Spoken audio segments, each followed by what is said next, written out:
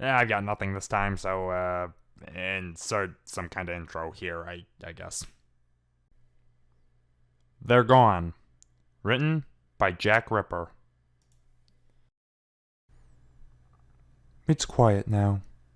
It wasn't the tranquil peace of a Ponyville evening when I would lose myself in a book at the Golden Oaks Library.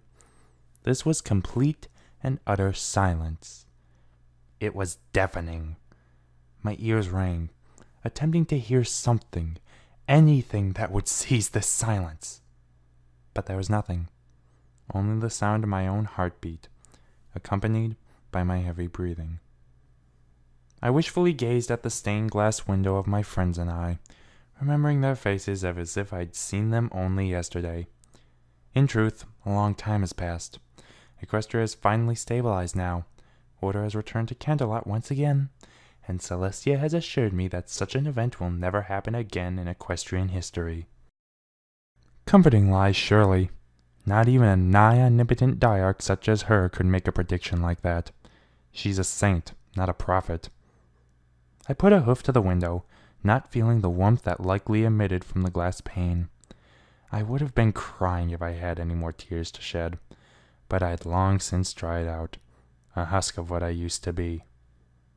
It's so quiet now. I look back at that moment, and I play the scene in my head. Luna had warned me that dwelling on such thoughts would only lead to the grief festering, metastasizing like an unwanted cancer. Though I haven't felt pain in a long time, only a numbness that has frozen me in time, a macabre mannequin that only exists in physical space, and not much else. I think of everything I could have done differently, of how that chest could have helped me. I'd give anything in the world to know what was inside of it, but I won't know. I will remain in ignorance forever, all because I didn't think fast enough. Twilight, it isn't your fault. Celestia's maternal voice echoed in my mind. Tierig was a creature of absolute evil. Their deaths were a consequence of his own bloodlust. I gave a dry, mirthless chuckle. That may be so, Celestia, but that didn't mean I couldn't have done better. I may have beaten him, but he was the victor in the end. Though I admit, in my frenzied fervor, I had thoroughly enjoyed vaporizing that damnable demon to ash. His body wasn't even deserved of Tartarus, and I wasn't interested in giving Discord a playmate down there. Discord, I seethed. His name seared into my mind, my thoughts plagued by his image. I almost blamed him just as much as I blamed myself.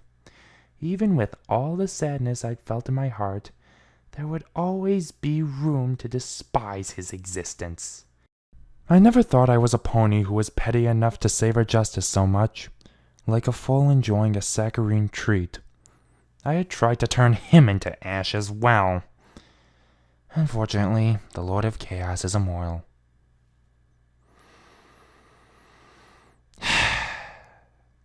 After breathing a heavy sigh, I stepped away from the window, paying no attention to the dissident decor of Canterlot Castle.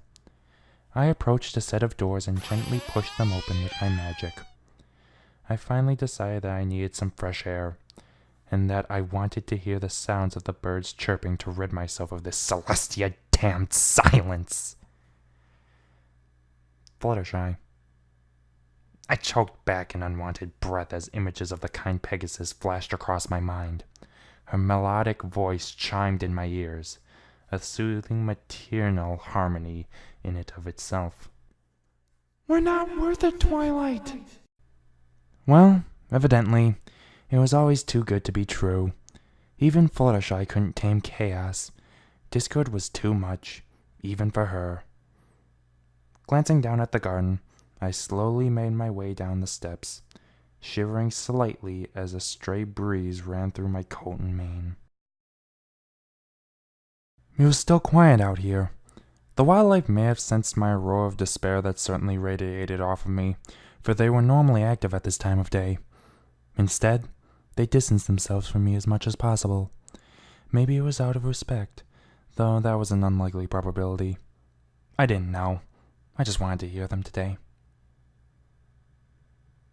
I wish he hadn't killed them the way he had.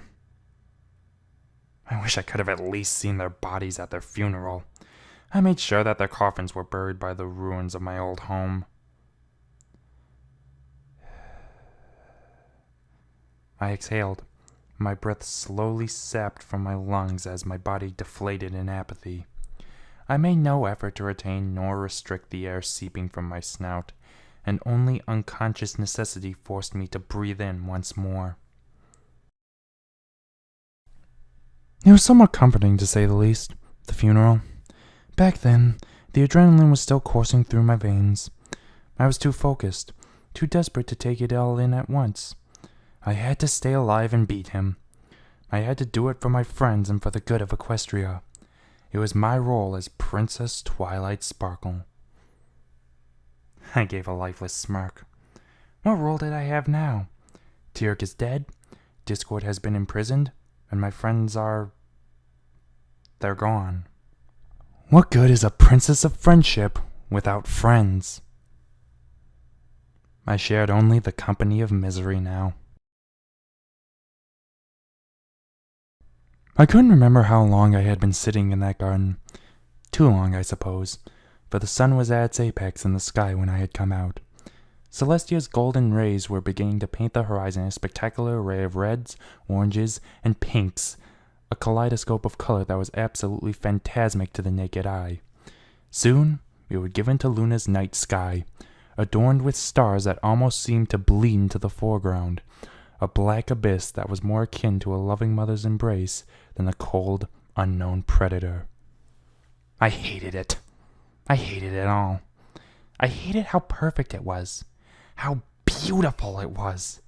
I hated how normal it was, how quickly every pony had adjusted to the deaths of 5 martyrs, my friends. I hated myself.